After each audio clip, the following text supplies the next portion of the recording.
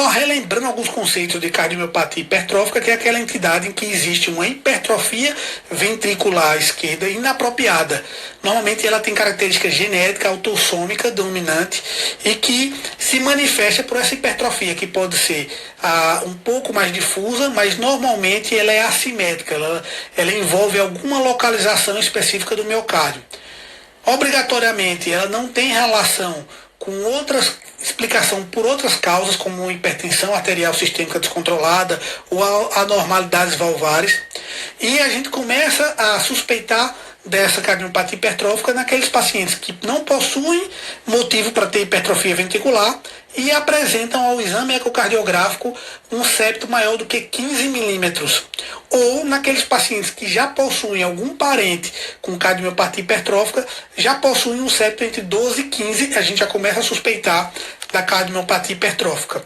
A cardiomiopatia hipertrófica tem algumas particularidades e ela é bem emblemática. A gente vai iniciar agora uma imagem de uma cardiomiopatia hipertrófica, aqui numa imagem de uma incidência, numa incidência paraesternal eixo longo, em que a gente vê o ventrículo esquerdo, o átrio esquerdo, olha o tamanho desse septo, que é um septo gigantesco, normalmente são acima de 20, de 30 milímetros. No paraesternal eixo curto, observem aqui o septo como ele é largo, como ele é grande, desproporcional à parede posterior. Muitas vezes essa hipertrofia pode causar obstruções dinâmicas. A válvula mitral é aspirada, causando obstruções dinâmicas da válvula. Aqui percebam, movimento anterior sistólico da válvula mitral. Então, a cardiomiopatia hipertrófica pode ter uma característica obstrutiva e causar sintomas de insuficiência cardíaca por obstrução dinâmica desse ventrículo, mas também pode evoluir com a fibrose miocárdica e causar morte súbita nesses pacientes. Então é importante a gente ter em mente a imagem da ecocardiografia, porque é uma das maneiras de diagnosticar a cardiomiopatia hipertrófica.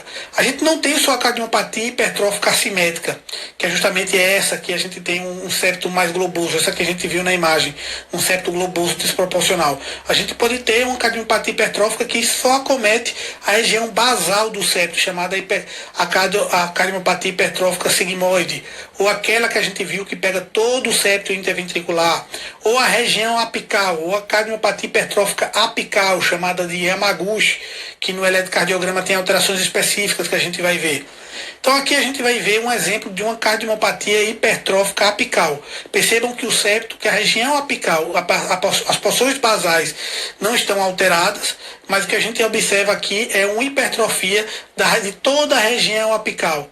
Olha essa imagem característica do ventrículo. Aqui é um contraste, um exame contrastado, contraste com microbolhas, e observem que a região toda apical é musculosa, e a gente tem a cavidade ventricular esquerda mais diminuída.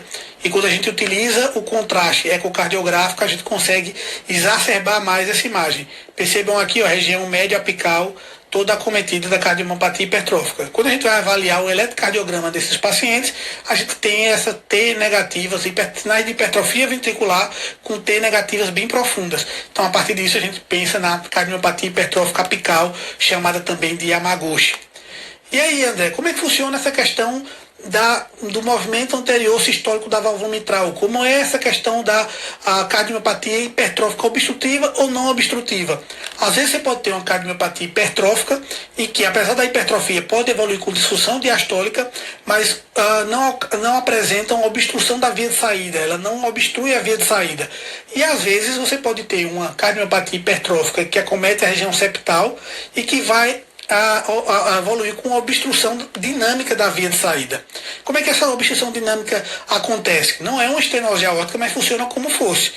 Então a gente tem aqui um septo, a gente tem uma via de saída. Quando você tem uma hipertrofia desse septo, existe um estreitamento desse septo, causando um aumento de velocidade, de fluxo. Esse aumento de fluxo aqui causa um efeito Venturi. Então o sangue, quando passa, ele aspira a válvula mitral. Ele aspira o folheto anterior da válvula mitral e aqui meio que obstrui. Então você está vendo aqui que a válvula mitral toca no septo, causando obstrução. E quando ele aspira essa válvula mitral, ele faz com que não apresente coaptação. E muitas vezes esse movimento anterior sistólico evolui com insuficiência mitral importante.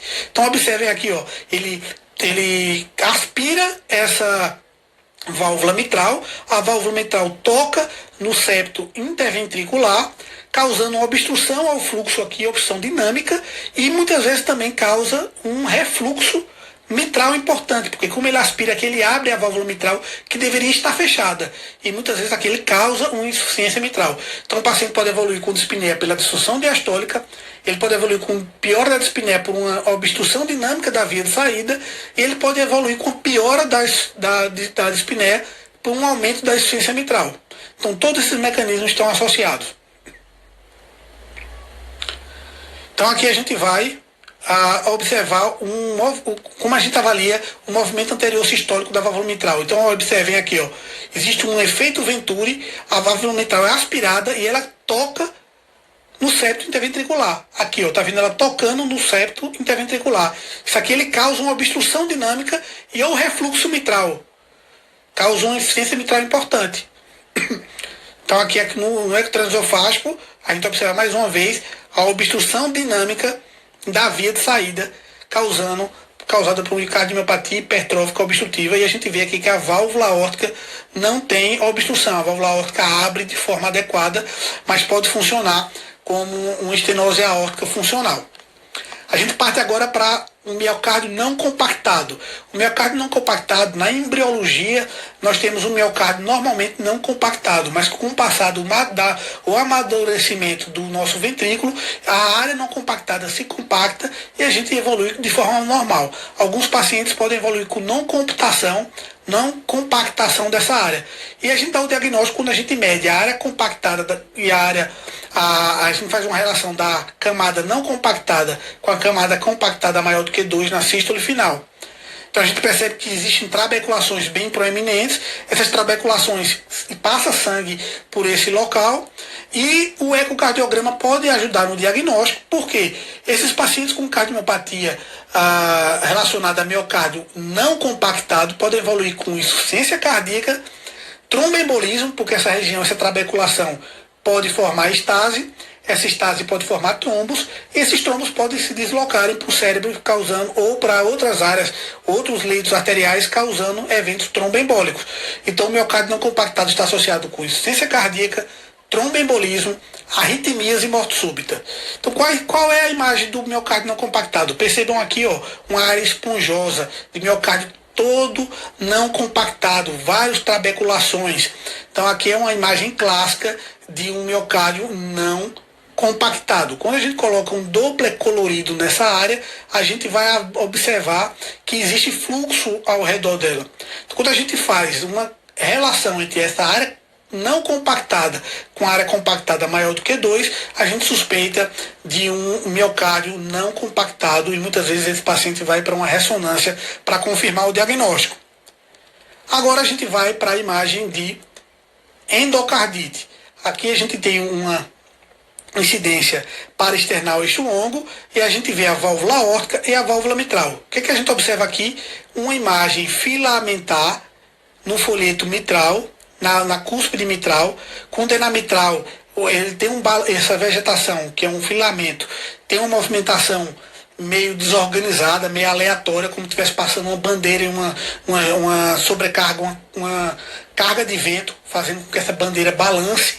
Então a vegetação tem essa movimentação aleatória, com um aspecto meio algodonoso, e quando ela é uma vegetação na válvula mitral, ela prolapsa para parte atrial, para a região atrial. Então, uma vegetação pequenininha aqui se movimentando para a região atrial esquerda. Vegetação.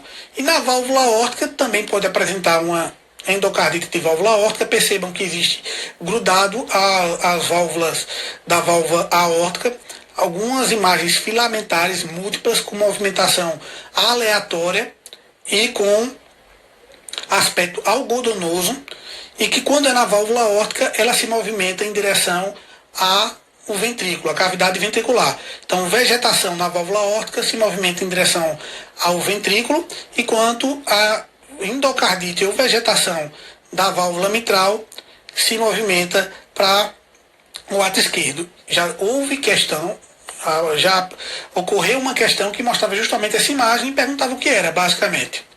Okay? Então agora a gente finaliza a parte do Atlas ecocardiográfico e a gente parte em seguida para a discussão